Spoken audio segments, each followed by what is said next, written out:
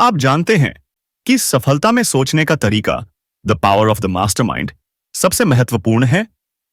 Think and grow rich के 10वें अध्याय में नेपोलियन हिल बताते हैं कि एक मजबूत और समर्थ समूह के साथ काम करने से आपकी सफलता की संभावना कई गुना बढ़ जाती है। अगर आप अपने सपनों को तेजी से पूरा करना चाहते हैं तो इस वीडियो को मिस न करें। चैप्टर 10, मास्टरमाइंड की शक्ति, प्रेरक बल, दौलतमंद बनने की ओर नवाम कदम। दौलत कमाने में सफलता हासिल करने के लिए शक्ति अनिवार्य है। योजनाएं तब तक निष्क्रिय और व्यर्थ हैं जब तक कि उन्हें कार्य रूप में रूपांतरित करने की पर्याप्त शक्ति न हो। यह अध्याय वह तरीका बताएगा जिसके द्वारा कोई व्यक्ति शक्ति हासिल कर सकता है, और उसका है शक्ति को संगठित और बुद्धिमानी से निर्देशित ज्ञान के रूप में परिभाषित किया जा सकता है। शक्ति से हमारा आशय है वह संगठित प्रयास जो किसी व्यक्ति की इच्छा को इसके आर्थिक रूप में रूपांतरित करने के लिए पर्याप्त है। संगठित प्रयास दो या इससे अधिक लोगों के संयोजित प्रयास का फल होता है जो एक निश्चित लक्ष्य की ओर सद्भाव की भावना के साथ काम करते हैं। धन कमाने के लिए शक्ति आवश्यक है। धन कमाने के बाद उसे बनाए रखने के लिए भी शक्ति आवश्यक है। एक असीम शक्ति। ज्ञान के इस स्रोत से दूसरे किसी अध्याय में बताए तरीके से संपर्क किया जा सकता है और इसमें रचनात्मक कल्पना की मदद ली जा सकती है। दो संग्रहित अनुभव। इंसान संग्रहित अनुभव या उसके कोई हिस्सा जिसे सुव्यवस्थित और रिकॉर्ड किया गया है किसी भी अच्छी सार्वजनिक लाइब्रेरी में मिल सकता है। इस संग्रहित अनुभव का एक महत्वपूर्ण हिस्सा सार्वजनिक स्कूलों और कॉलेजों में पढ़ाया जाता है जहां इसे वर्गीकृत और व्यवस्थित किया गया है। 3. प्रयोग और शोध। विज्ञान के क्षेत्र में और जीवन के लगभग हर अन्य क्षेत्र में लोग हर दिन नए तथ्यों को इकट्ठा कर रहे हैं, वर्गीकृत कर रहे हैं और व्यवस्थित कर रहे हैं। जब ज्ञान संग्रहित अनुभव के माध्यम से उपलब्ध न हो तो हमें इसी स्रोत की तरफ मुड़ना होगा। यहां भी अक्सर रचनात्मक कल्पना का प्रयोग किया जाना चाहिए। ज्ञान इनमें से किसी भी स्रोत से हासिल किया जा सकता है। इसे निश्चित योजनाओं में व्यवस्थित करके और इन योजनाओं को कार्य रूप में परिवर्तित करके शक्ति में बदला जा सकता है। ज्ञान के इन 3 प्रमुख स्रोतों के परीक्षण से हमें यह पता चलता है कि अगर कोई अकेला व्यक्ति ज्ञान को इकट्ठा करने, उसे योजना में बदलने और फिर उसे कार्य रूप में परिवर्तित करने के लिए सिर्फ अपने ही प्रयासों पर निर्भर होता है तो उसे बहुत मुश्किलें आती हैं। अगर उसकी योजनाएं विस्तृत है और अगर वे बहुत विराट है तो आमतौर पर उसे दूसरों को अपने साथ सहयोग करने के लिए प्रेरित करना चाहिए और तभी वह उनमें शक्ति का आवश्यक तत्व भर पाएगा। मास्टरमाइंड के द्वारा शक्ति हासिल करना। मास्टरमाइंड को इस तरह परिभाषित किया जा सकता है, किसी निश्चित लक्ष्य की प्राप्ति के लिए 2 या 2 से अधिक लोगों का सद्भाव की भावना, साथ ज्ञान और संयोजन। कोई भी अकेला व्यक्ति बिना मास्टरमाइंड की मदद के बड़ी शक्ति हासिल नहीं कर सकता। पहले के एक अध्याय में इच्छा को इसके आर्थिक रूप में रूपांतरित करने के उद्देश्य से योजनाएं बनाने हेतु निर्देश दिए गए थे। अगर आप लगन और बुद्धि से इन निर्देशों का पालन करेंगे और अपने मास्टरमाइंड समूह के चयन में सावधानी रखेंगे तो आप यह मान ले कि आपने आधा सफर तय कर लिया है। हालांकि यह आपको उस समय महसूस नहीं होगा। आप शक्ति की उन अमूर्त संभावनाओं को बेहतर तरीके से समझ लें जो उचित रूप से चुने मास्टरमाइंड समूह के माध्यम से आपके सामने उपलब्ध है। इसलिए हम यहां पर मास्टरमाइंड सिद्धांत के 2 लक्षण स्पष्ट करेंगे, जिनमें से एक आर्थिक पहलू स्पष्ट है। आर्थिक लाभ किसी भी व्यक्ति द्वारा हासिल है जो अपने सहयोग से घेरे रखता है, जो उसकी दिल से मदद करने के इच्छुक होते हैं और ऐसा पूर्ण सद्भाव की भावना से करते हैं। सहयोगपूर्ण संबंध का यह प्रकार लगभग हर बड़ी दौलत का आधार रहा है। इस महान सच्चाई को समझ लेने से निश्चित रूप से आपका आर्थिक स्टेटस बदल सकता है। मास्टरमाइंड सिद्धांत का आध्यात्मिक रूप समझना जरा ज्यादा मुश्किल है। आप इस वक्तव्य से एक महत्वपूर्ण सुझाव पकड़ सकते हैं। कोई भी 2 व्यक्ति इकट्ठे नहीं हो सकते जिनके द्वारा किसी तीसरी अदृश्य और अमूर्त शक्ति की रचना न हो जिसे तीसरे मन की संज्ञा दी जा सके। मानवीय मन ऊर्जा का एक रूप है और इसका एक हिस्सा आध्यात्मिक प्रकृति का होता है।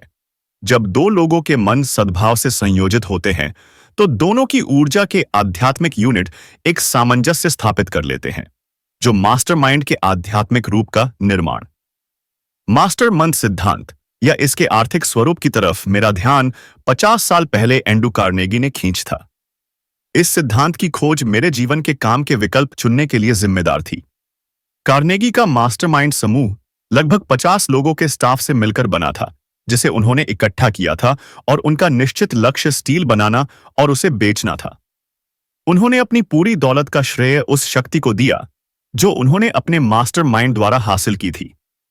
किसी भी ऐसे व्यक्ति के रिकॉर्ड के विश्लेषण करें जिसने प्रचुर धनराशि इकट्ठी की है, और कई ऐसे लोगों का भी विश्लेषण करें जिन्होंने थोड़ी कम दौलत इकट्ठी की है, और आप पाएंगे कि उन्होंने जाने या अनजाने में मास्टरमाइंड सिद्धांत का प्रयोग किया है।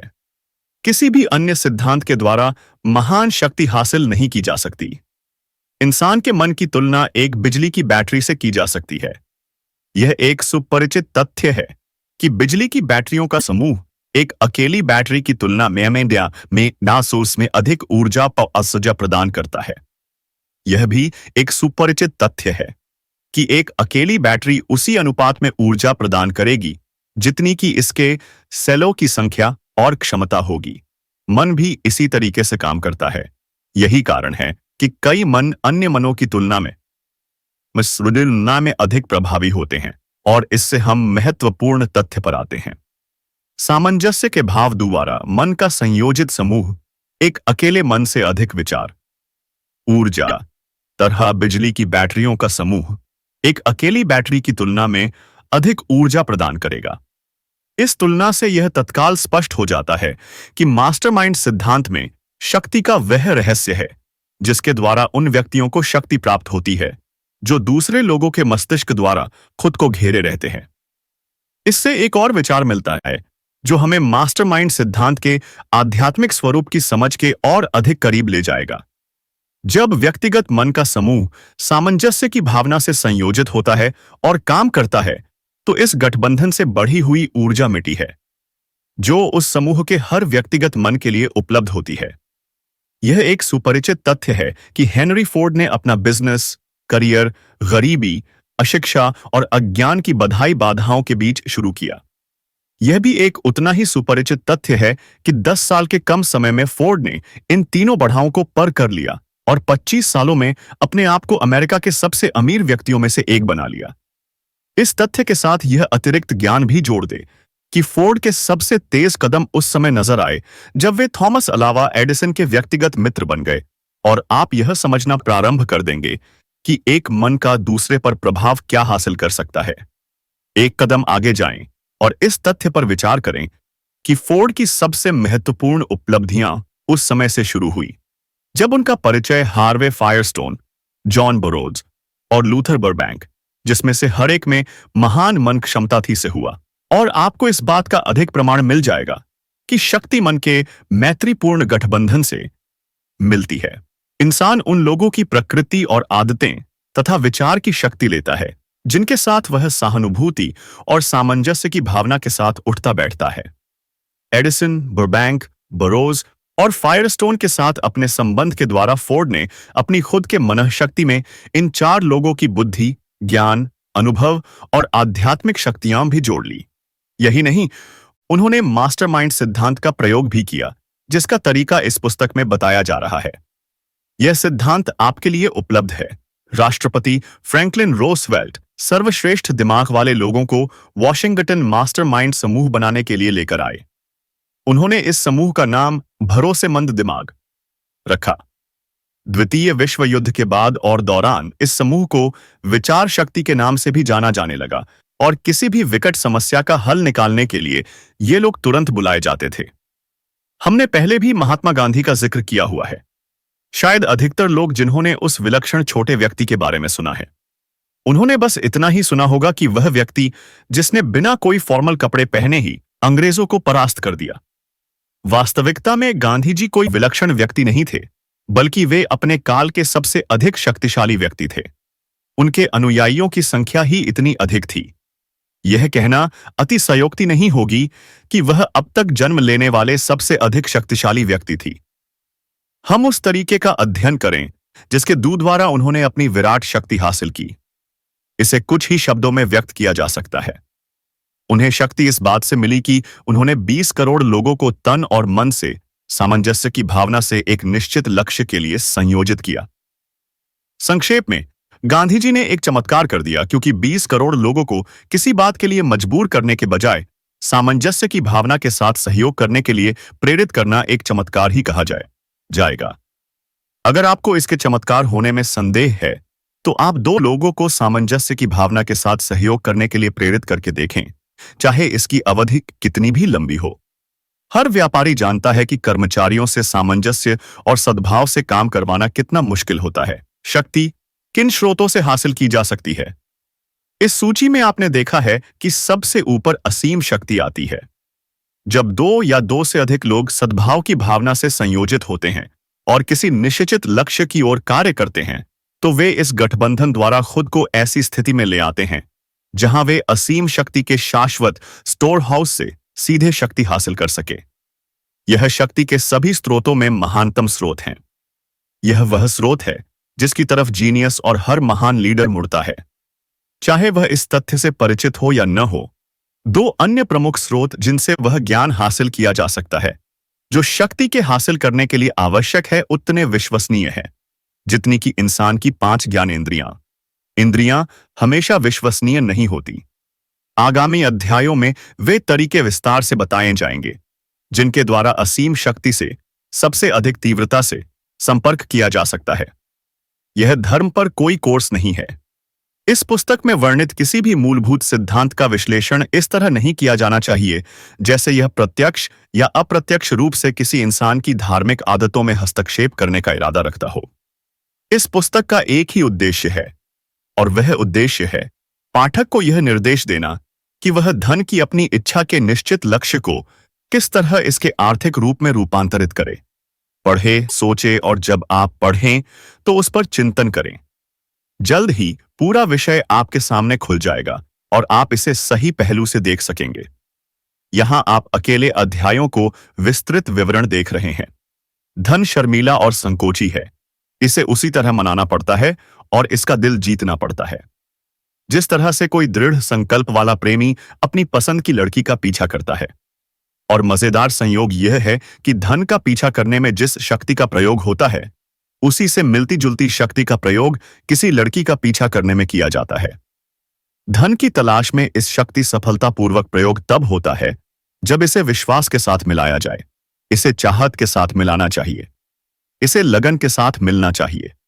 एक योजना के द्वारा इस पर अमल करना चाहिए और उस योजना को कार्य रूप में परिवर्तित करना चाहिए।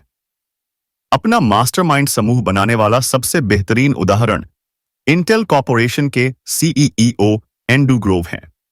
ग्रोव ऐसी टीम के साथ काम करते थे जिसमें तकनीकी, मार्केटिंग, वित्तीय और प्रशासकीय कार्य देखने वाले पुरुष और महिलाएं बिल्कुल अनौपचारिक तरीके से काम करते थे।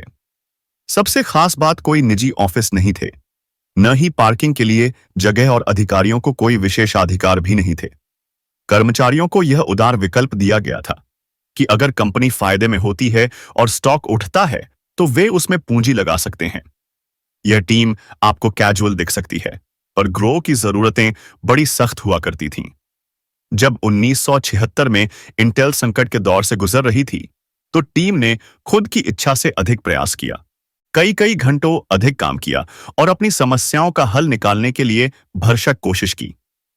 ऐसे ही एक अन्य अवसर में इंटेल पेंटियम चिप में थोड़ी सी कमी रह गई, जिससे कुछ संचालनों में दिक्कत पड़ने लगी। ग्रो ने $475 मिलियन खर्च करके उन चिप को वापस लेकर नई चिप से रिप्लेस कर दिया। ग्रोव ने अपने लोगों को छोटे समूहों में काम करने के लिए प्रेरित किया। हर किसी को अपने रोल ढंग से पता थे। हर किसी ने अपने अनुभव, ज्ञान और रचनात्मकता के हिसाब से काम किया। टीम मेंबर इस तरह से प्रशिक्षित किए गए थे और इतने प्रेरित थे कि वे अपना 100% देने के लिए बिल्कुल तैयार थे। जब भी संकट का दौर होता, टीम अपने मन से अधिक समय देती, अधिक ऊर्जा और अधिक दिमाग लगाती, जिससे वे समस्याओं को हरा सके। जब धन उस मात्रा में आता है जिसे अकूत दौलत कहा जाता है, तो यह धन अर्जित करने वाले व्यक्ति की तरफ उतनी ही आसानी से प्रवाहित होता है जितनी आसानी से पानी पहाड़ी से नीचे बहता है। शक्ति की एक महान अदृश्य धारा मौजूद है, जिसकी तुलना एक नदी से की जा सकती है, सिवाय इसके कि इसका एक हिस्सा एक दिशा में बहता है, और जो लोग धारा की उस दिशा से इसमें प्रवेश करते हैं, यह धारा इन्हें दौलत की तरफ ऊपर ले जाती है, जबकि इसकी विपरीत दिशा में बहने वाली धारा बाकी लोगों को नीचे की तरफ गरीबी और दुहक में ले जाती है, जो इतने दुर्भाग्यशाली होते हैं कि वे अपने आप को इस धारा से निकाल करके दूसरी तरफ नहीं ले जा सकते। हर आदमी जिसने प्रचुर दौलत हासिल की है, जीवन की इस धारा के अस्तित्व को पहचानता है। यह इंसान की चिंतन प्रक्रिया से संबंधित है। विचार का सकारात्मक भाव धारा का यह पहलू है जो इंसान को दौलत की तरफ ले जाता है। नकारात्मक भावधारा का पहलू है आंसू है, जो इंसान को दौलत की तरफ विश्वसित ले जाता है। नकारात्मक भावधारा का वह पहलू है जो इंसान को गरीबी की तरफ नीचे ले जाता है। यह उस व्यक्ति के लिए एक अत्यंत महत्वपूर्ण विचार है जो दौलत हासिल करने के उद्देश्य से इस पुस्तक को पढ़ रहा है। अगर आप शक्ति की धारा के उस तरफ है जो गरीबी की तरफ ले जाती है, तो यह एक चप्पू का काम कर सकता है, जिसके द्वारा आप अपने आप को धारा के दूसरी तरफ धकेल सकते हैं। यह आपकी मदद केवल तभी कर सकता है जब आप इस पर अमल करें और इसका प्रयोग करें। सिर्फ पढ़ने से और इसे अच्छा बुरा बताने से आपको कोई फायदा नहीं होगा। गरीबी और अमीरी अक्सर स्थान बदलती है। जब अमीरी गरीबी की जगह लेती है, तो यह परिवर्तन आमतौर पर अच्छी तरह से सोची गई और सावधानी से अमल में लाई गई योजना के द्वारा आता है। गरीबी को योजना की कोई जरूरत नहीं होती। इसे किसी की सहायता की जरूरत नहीं होती, क्योंकि यह साहसी और निर्मम होती है। अमीरी संकोची और शर्मीली होती है। इसे आकर्षित करना होता है। हर कोई अमीर बनने की इच्छा कर सकता है और अधिकतर करते भी है, पर बहुत कम लोग अपनी इच्छा को निश्चित योजना और ज्वलंत इच्छा से भरकर अमोरी की ओर अपना कदम बढ़ाते हैं। रॉस पेरोट एक मजबूत मन वाले दृढ़ इच्छा शक्ति रखने वाले व्यक्ति थी। यह खासियत सिर्फ उनकी ही नहीं थी, बल्कि उनके आसपास के मास्टरमाइंड समूह के लोग भी ठीक वैसे ही थे। उनके पास धन कमाने की एक ज्वलंत इच्छा थी और आखिरकार उन्होंने इसे प्राप्त ही कर लिया। इससे पहले वे इलेक्ट्रॉनिक्स डाटा सिस्टम (EDS) की नींव रखते, वे IBM में एक सेल्समैन के रूप में काम करते थे। उन्हें डर था कि कहीं IBM छोड़कर नई कंपनी खोलने का उनका सपना एक गलती न साबित हो जाए, पर इस डर से वे रुके नहीं। उन्हें अपना लक्ष्य दिखाई दे रहा था। उनका सफलता का राज दृढ़ता के साथ अपने सपनों के साथ खड़ा रहना था और उस ऊर्जा को अपने टीम के मास्टरमाइंड समूह के लोगों तक पहुंचाना था, जो उन्हें सफलता और अमीरी की ओर आगे बढ़ा सके। पेरोट को यह बात पूर्णतया पता थी, उनकी प्रतिबद्धता चमत्कार कर सकती है। EDS को मिले उस कॉन्ट्रैक्ट ने सही साबित किया, जो उस समय कंप्यूटर इंडस्ट्री में सबसे बड़ा कॉन्ट्रैक्ट था। प्रतिस्पर्धा में दो कंपनियां थीं, IBM और EDS। IBM बड़ी अमीर कंपनी थी और उनके पास बहुत बड़ा अनुभवी स्टाफ था, जबकि EDS के पास छोटा और समर्पित टीम थी। पेरोट को याद है, प्रतिस्पर्धा से करीब 30 दिन पहले मैं अपने टीम के पास पहुंचा, जहां मेरी 15 सदस्यीय टीम थी। उन्होंने कहा, शायद हम जीत न पाए, पर यह अनुभव बड़ा जानदार होगा। मैं उन व्यक्तियों पर टूट नहीं पड़ा और उन्हें कमरे से बाहर नहीं निकाल दिया, बल्कि मैं ब्लैकबोर्ड पे गया और वहां सफलता के 7 मूल मंत्र लिखे, जिनसे हमें जज किया जाना था। तभी पीछे से एक धीरे से आवाज मेरे कानों में सुनाई दी, इस तरह तो हम उन्हें 7-0 से हराने वाले हैं। यही वह दिन था जब हम प्रतिस्पर्धा के पहले जीत चुके थे। पेरोट बताते हैं कि इस प्रोजेक्ट को हासिल करने के बाद स्टॉक मार्केट में हमारी धमक सुनाई देने लगी। हजारों नई नौकरियां वो निकालनी पड़ी, कर्मचारियों को बोनस देना पड़ा और इसके लिए उन्हें पुरस्कार दिया गया। उन्हें लगता है कि यह संतुष्टि का विषय था, जिससे हर किसी को लगने लगा कि यह डील हमारी मेहनत के दम पर हासिल हुई है और हमने अपने इंडस्ट्री से के सबसे बड़े लोगों को हराया है। यही एक कंपनी को अलग बनाती है। टीम की तरह काम करने से, मास्टरमाइंड समूह का उपयोग करके ही किसी भी बड़े से बड़े विरोधी को हराया जा सकता है, दिया गया। उन्हें लगता है कि यह संतुष्टि का विषय था, जिससे हर किसी को लगने लगा कि यह डील हमारी मेहनत के दम पर हासिल हुई है और हमने अपने इंडस्ट्री से